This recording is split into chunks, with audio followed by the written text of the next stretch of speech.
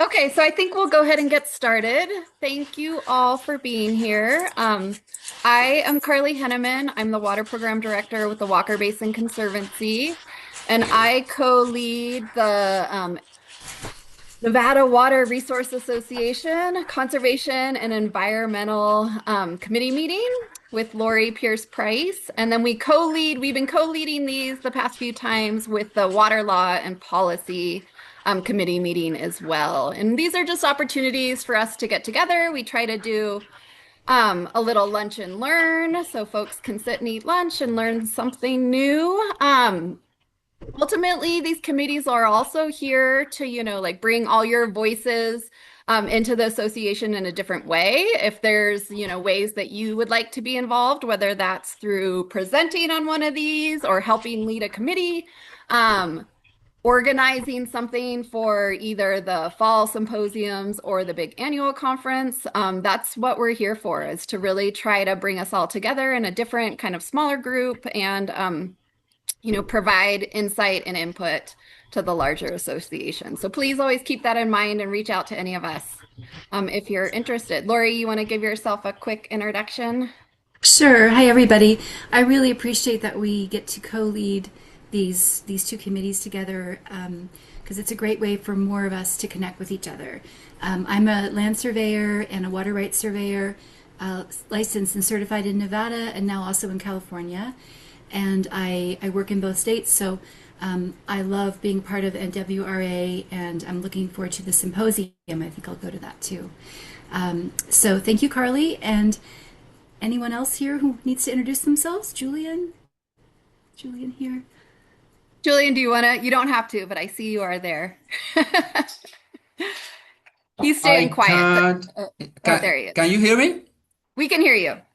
Hello, I'm a student representative from the University of Nevada, Reno. I'm gonna be listening to you, and well, thank you. Yeah, and Julian and Scott Fenema are the co-leads for the Water Law and Policy Group. And so they've been instrumental in keeping these meetings going and helping us find speakers and stuff. So thank you, Julian. We appreciate that. I'm going to go ahead and introduce our speaker today. It's Andi Bonato-Gach. Hopefully I got that right. And she is the staff lawyer with the Colorado Water Trust. And I happened to meet her. There was a environmental flows workshop that they did in Salt Lake a few months ago and got to meet her there and was really excited to hear about her work. And I'm happy to share her with the rest of you all. So, Andi, go ahead and take off. Awesome. Yeah, thanks for having me. It's really fun to be here. I'm just pulling my presentation up. Let's see. Okay, can you guys see my screen? Perfect, thanks.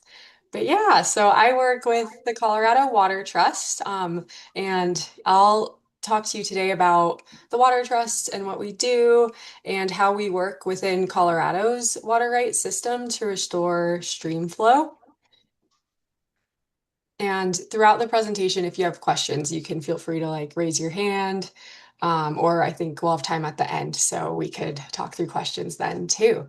So I'll break my presentation up into kind of three parts. So about Colorado Water Trust, and then how the Water Trust formulates projects.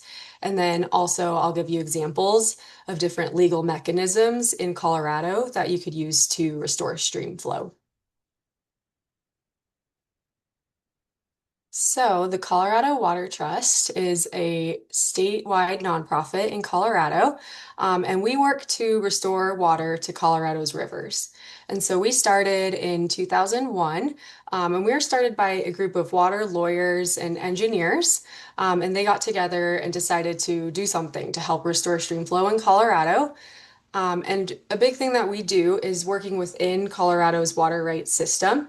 And then we carry out water rights transactions to help stream flow. And so Colorado uses the prior appropriation system. Um, you know, I, I'm sure it's different from Nevada in a lot of ways, but some of the main legal tenets of, first in time, first in right, those stand in administering water rights in priority. So all of what we do is within our system.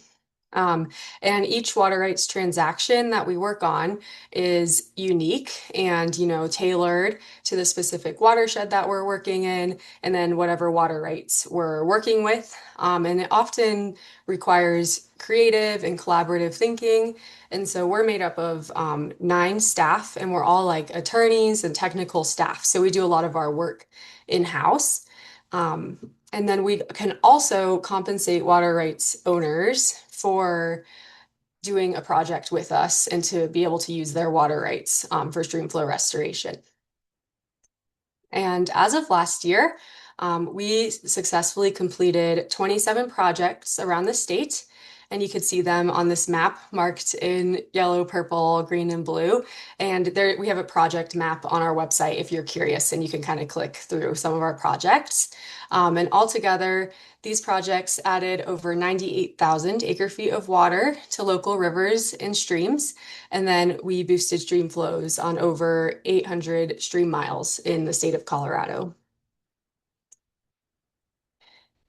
So now I'll go into how the Water Trust formulates projects and yeah, just kind of our process for that.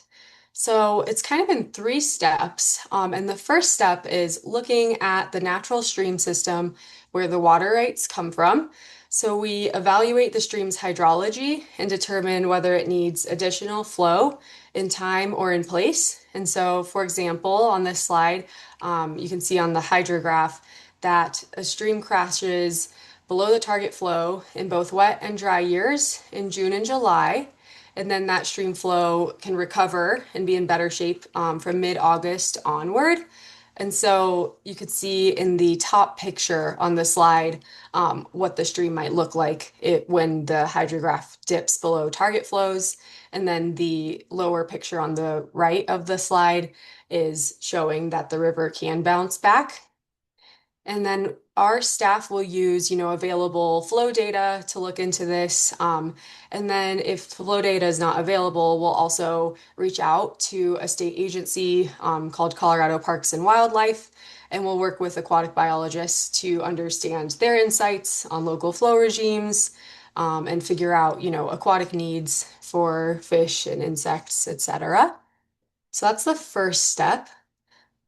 And then the next step is that we look at the water rights at issue, and this is kind of where the legal side of it comes in. And we look at the water rights decree, the record of use of the water right, and to see if, what the constraints on the water right are. And then we'll compare the water right with the time and place that the stream is in need, and then identify whether changing operation of that water right could help to restore flow to the stream in the location and timing of the need. And so, for example, you can see on this slide in the picture that there's a diversion dam upstream, and then there's a diversion pump downstream. And then on the chart, you could see the diversions correspond with the drop in the stream below the target flows. And so from this, we can predict if the operation of the diversions was changed and we adjust the operations of using the water right, we could try to find a way to improve stream flow. And so then once we have a good understanding of those 2 things, we look at what legal mechanism could potentially work to do a project to adjust operations of using the water. And so we look at the legal tools, and we also think about how we can be good project partners and make sure the project is fitting the needs of the water rights owner. And so trying to put all of those things together. And then this slide shows a ton of different options that are in Colorado that you could potentially use to restore stream flow. And, we won't have time to go into all of them today, but I'll talk about a few examples. So here's kind of a list of some of those legal mechanisms to protect stream flow. One of the biggest ones is the in-stream flow program in the state. And so I'll talk a lot about that one. And then there's a bunch of other ones that also are separate from that. And all of these mechanisms fit within Colorado's prior appropriation system. And then a lot of them require some sort of water court or administrative approval. So I'll start with Colorado's in-stream flow program. So this started in 1973 when the Colorado General Assembly passed Colorado's In-Stream Flow Act. So this act tasks a state agency called the Colorado Water Conservation Board to appropriate and acquire on behalf of the people of the state of Colorado water and natural streams and lakes for in-stream flow use. And only the Colorado Water Conservation Board can own water rights for in-stream flow use. And in-stream flow use is a specific type of beneficial use that's defined by the Colorado state statute. And so before I dive more into details about in-stream flow water rights, I just kind of want to talk about the elements of a water right. These are basic in prior appropriation. It requires that you intend to and actually divert water in a specific amount and then put that water to a specific beneficial use. And so, of course, beneficial use is a legal term. It includes lots of different uses, and in-stream flow could be one of those. And then just for some background, in Colorado, if you want to obtain a water right, you need to go to a state water court. And so Colorado is very water court heavy, which is a little bit different than some other states. And so you go to water court to get your water court decree and confirm that you have a water right. And then we have a state agency called the Division of Water Resources. And so that agency administers all of the water rights in the state. And so I'll go more into specifics about in-stream flow water rights. So this is a specific use of water that allows the Colorado Water Conservation Board to leave water in stream for the purpose of preserving or improving the natural environment to a reasonable degree. And this is really different from other types of water rights. Most of them, as we kind of just talked about, require a diversion of water of some sort. But then, of course, there's no diversion requirement for in-stream flow water rights because the purpose is to leave it in the stream. So that makes them very different than other water rights. And they're made up of flow rates, upper and lower termini, and then a priority date. So the flow rate is, of course, the amount of water that will be protected in stream. And then the upper and lower termini is kind of interesting and very key. So this is defining the reach of where the in-stream flow will be used or where the water will be protected in stream. And so this is for a specified reach. And then after that reach, the water is available for diversion from other water users once again. And then the priority date just shows that this water right, like all other water rights in the state, are administered in priority. So that's kind of the basics of in-stream flow water rights. And then the Colorado Water Conservation Board must go through administrative and/or water court processes to obtain in-stream flow water rights. So it kind of depends on the way they're going about obtaining the in-stream flow water right. That could require water court or administrative approval. So there's two main ways. So there's an appropriation, and so this is, the Colorado Water Conservation Board would go to water court to get a new junior water right decreed, and then the use would be for in-stream flow. And then the other way to do that is through an acquisition. So, people can sell, donate, lease water in Colorado, and somebody could choose to sell or donate or lease their water right to the Colorado Water Conservation Board for in-stream flow use. And so this would be an existing water right that perhaps is more senior, and then that could be temporarily or permanently changed to add in-stream flow use. And so I'll go through some examples of how the in-stream flow water rights work just to give some visuals.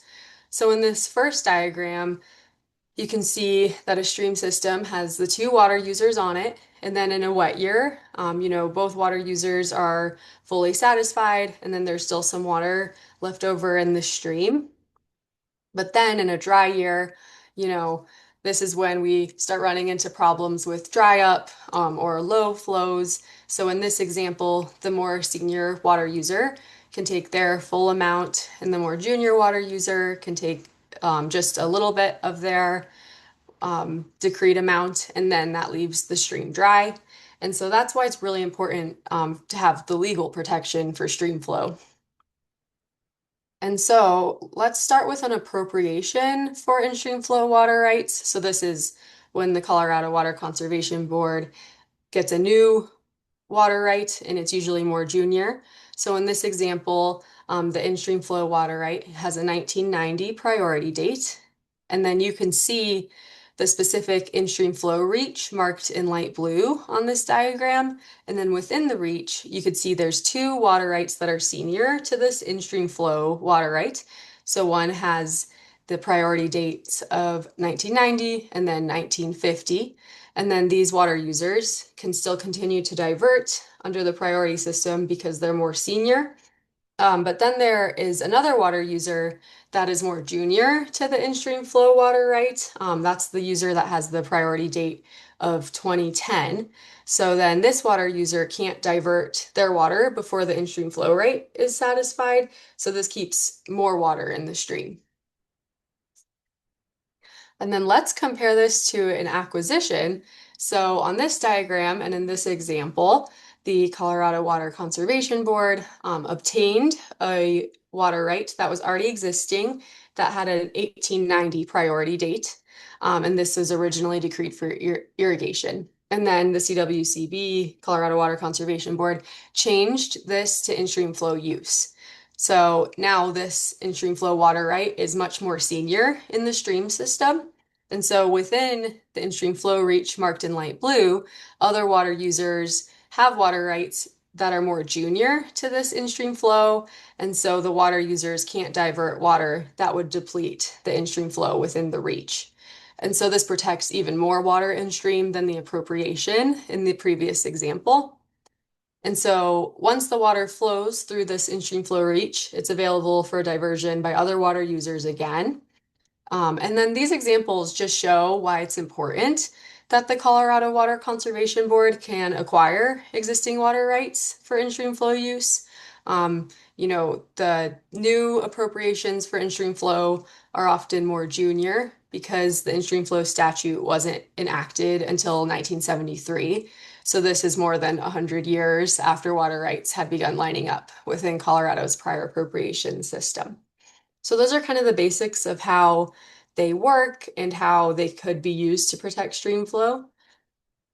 And so I'll just talk a little bit more now about the difference between, so just acquisitions, and then within acquisitions, there's permanent acquisitions and temporary acquisitions. So the permanent acquisitions is the sale or donation to the Colorado Water Conservation Board, and then the Colorado Water Conservation Board can permanently change those water rights for in-stream flow use. This is really great because then it's permanent, but a challenge is that this requires water court, and that's really expensive, time consuming, and requires lawyers and engineers. And then in contrast, the temporary acquisitions don't require water court, so this could save a lot of time and money. And so this is when the Colorado Water Conservation Board just temporarily changes water for in-stream flow use. And then in Colorado, this is like an administrative approval. And the agency that would approve this is the Division of Water Resources. And so we have the Water Trust often partners with the Colorado Water Conservation Board to facilitate water rights acquisitions to restore stream flow for in-stream flow. Of course, the Water Trust, we're not a government agency, we're a nonprofit, so we can't own in-stream flow water rights, but we work with the state to help facilitate these projects. And so one example is our McKinley project. And so the McKinley Ditch diverts off of the Little Cimarron River, and this is near Gunnison, Colorado, if you've ever spent any time there. And so this project has been in development since 2014. And so Western Rivers Conservancy acquired a portion of the McKinley Ditch water rights and then also land that irrigated with those water rights. And so they conveyed the water to the Water Trust, and then they conveyed the land to a private rancher in the region. And so the Water Trust, as the water rights owner, we went to water court with the Colorado Water Conservation Board, and then we changed the water rights to add in-stream flow use. And so now how we operate the project is using a split season agreement. And so we hold the water rights in trust, and then under this agreement, the water uh, the water right could be used for irrigation by the landowner in the spring and early summer.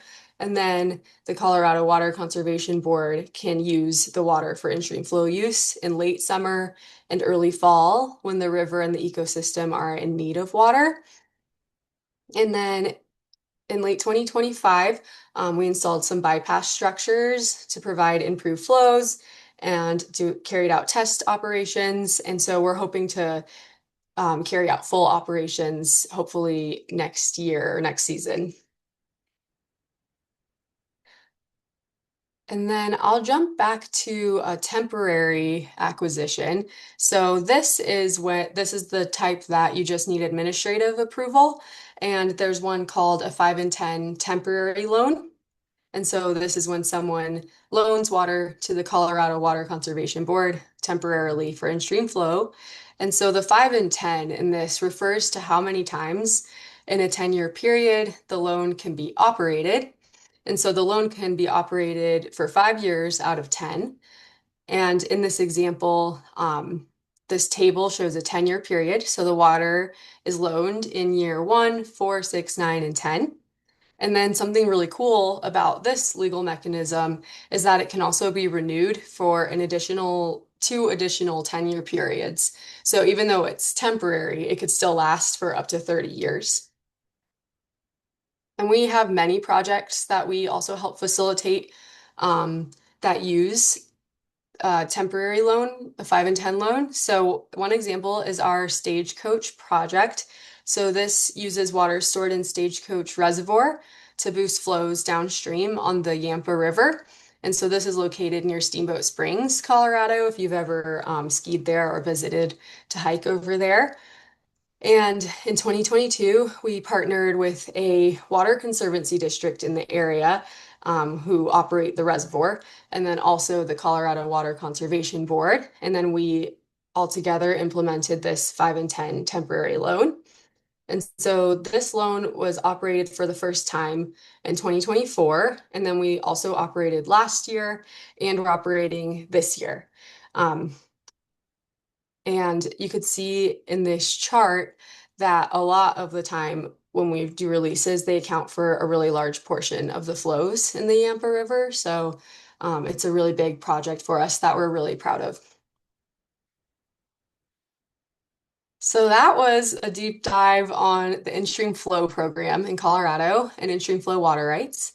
And then I just wanted to bring us back to some of the other ways to protect stream flow in Colorado that don't necessarily involve in-stream flow water rights. So those are highlighted in yellow on this slide. All of these programs often still require some form of water court or some sort of administrative approval, depending on which one it is. But there's still many other options, which is really cool. So I'll just talk about one more example before I wrap up. So this is water conservation programs in Colorado. So these are usually separate from the in-stream flow program, and they don't necessarily require a partnership with the Colorado Water Conservation Board. And they're a pretty low barrier to entry. You don't need to go to water court for them, and you also don't even need administrative approval from the Division of Water Resources. So it's really, they're just approved by local water providers, sometimes state agencies and other entities, and they're listed in a state statute. And so under a water conservation program, a water rights owner could enroll in one of these programs and then basically non-diversion of their water, so choosing not to divert to use their water rights, would be actually protected in 5 years out of 10. And the water right would be protected from abandonment. And then there would also be safeguards for the historic consumptive use of the water right.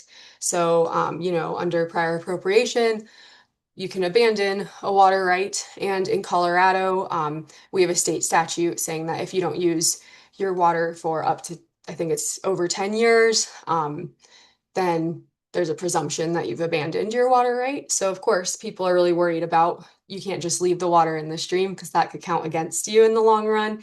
So, water conservation programs are a cool way to help stream flow and also make sure, water users are protecting their water rights. And so, what this could look like in practice is that a diverter voluntarily will turn off their head gate at a critical time and leave water in the stream. And then if there are no downstream diverters for a couple of river miles, that reach of the stream can be benefited with additional flows. So we use these programs a lot for with our project partners. And one example is our Cold Mountain Ranch project. So this ranch is located near Carbondale, Colorado, and that's sort of near Glenwood Springs. And so for this one, we partnered with Mountain Ranch. This is a producing agricultural ranch, and they divert water from the Crystal River. And so we enrolled in a water conservation program with a river district for that region. And then the Water Trust entered into agreement with the ranch to compensate the ranch when they coordinate their diversions to boost flows on the Crystal. So we operated this for the first time in 2022 and again in 2024. And this resulted in more than 200 acre feet of stream flow restoration. And then, as I mentioned, the irrigator was compensated for not diverting, which is pretty cool. So I threw a lot at you all, but I'm going to wrap up my presentation here. And we have time for you to ask questions. So I'm ready for it. Thanks so much, Andi. I really Yeah. appreciate that. Um, Anybody have any questions out there?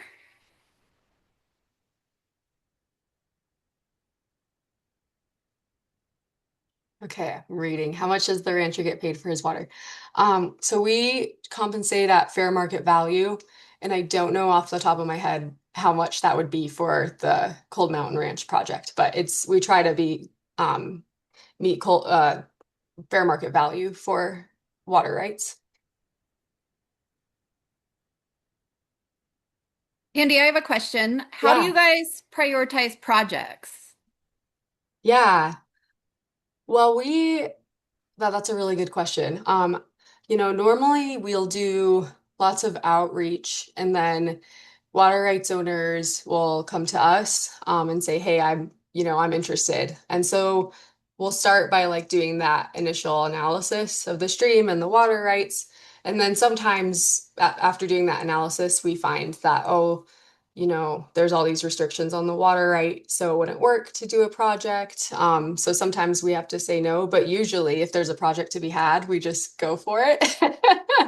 And I feel like this summer has been an interesting lesson in like how to prioritize the projects. We've had a lot of like requests for like the temporary loans. And so sometimes, especially like this year, we'll try to prioritize maybe those types of projects to get things going. And sometimes, like when there's a new partner that we're working with, we'll prioritize looking into a water conservation program because those are much easier to get approved. And then from there, that will like buy us time to be able to work on like a longer term, more permanent type of project. So we'll do that too.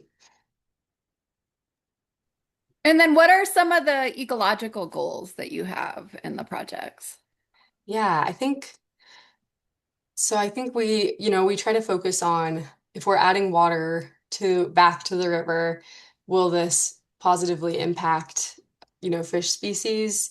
And then it's a bonus if there's, endangered fish species in the area, or if there's like a fishery, they're called gold medal fisheries in Colorado, which is like they're really great ones. So if we can do anything to help with that, that's a big deal. Our project in Steamboat, that River on the Yampa, the town of Steamboat will close the Yampa River if like stream temperatures get too warm, too high, because the fish get really stressed, and so they'll close it to recreation. So like that project, adding water will like help the temperatures, and then that will help fish species. And then at the same time, it'll have like another benefit of helping the economy because they can keep the river open. So we try to, the focus is on environment, but it's a bonus when we can also do multi-benefit projects. Okay, another question. Do you ever encounter opposition for your efforts? And if so, from what sources? Oh yeah, that's a really good question. I think usually, I think at the beginning there was a lot of skepticism around, you know, a nonprofit doing things with water rights that we don't own most of the time. There was a lot of, skepticism from agricultural interests and a lot of water users. And it took like many, many years to build up trust in Colorado's water community.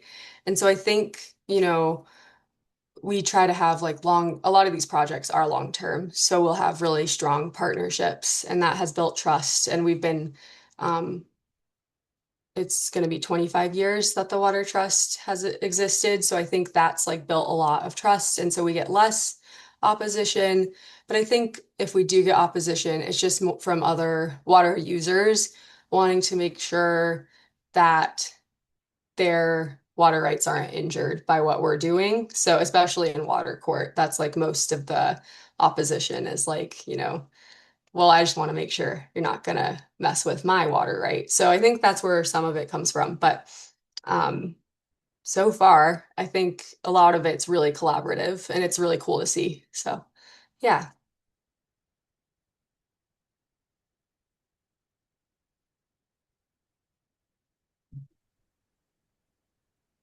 Any other questions?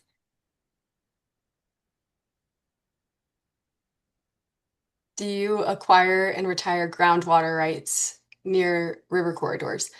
Oh, yeah, that's a really cool question. We haven't done that yet. And I feel like Colorado as a state doesn't have much about, well, the in-stream flow statute and a lot of these options that I was talking about are really focused on surface water. So, the world we work in is really surface water, but there are some really interesting like groundwater, maybe conservation efforts. One of them's in the San Luis Valley in Colorado. We haven't done that, but there's like some really interesting land trusts in that area that are working to figure out ways to help groundwater and the aquifers in those areas. So, yeah, we're interested in learning more about it.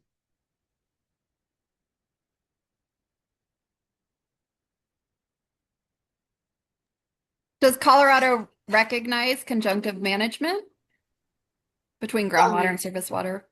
yeah, yeah. I forget which year, but yeah, we have a state statute that it's a presumption that um, surface water and groundwater have a hydrological connection, which is great. And then we have all these funky categories for groundwater. That's, most of it is tributary groundwater. So there's the hydrological connection. And then if you want to argue that the water isn't tributary, you have to prove that it isn't. So it's kind of a fight. Um, and then there's also different basins like around the Denver area that are managed slightly differently, but the standard presumption is that groundwater is and surface water have the hydrological connection.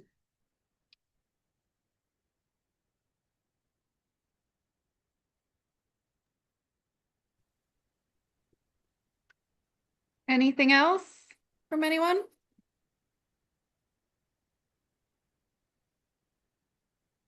Well, thank you, Andy. I appreciated hearing, what Colorado is doing to support in-stream flows. I especially liked how long the temporary programs can be. That's really helpful. So, yeah. Yeah. Yeah, it's pretty cool. Uh-huh. Yeah.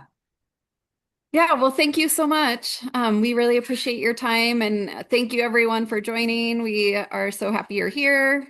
Um, and if anyone wants to, bring a presentation to the group, like we'd love to have you. Thank you for having me.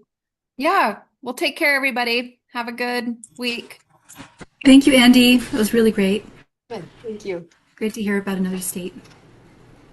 Thanks so much. And I'll see you later, Andy, in a Yes, month or so. I'm excited. Yeah, Well, happy to do this little learning exchange. it's So, really fun. I appreciate you being willing to, yeah, do that. It's really cool. yeah, absolutely. And thank you, Paige, for running it and Yeah, thank you, ladies. keeping It was us very good. moving. And Thanks. we'll coordinate with Scott and Julian and try to find a date for a speaker and a date for the next one. Perfect. So, Sounds great. and be back in touch. Well, All right. bye. Thank Thanks. Great. you. Thank you. Bye-bye. Bye.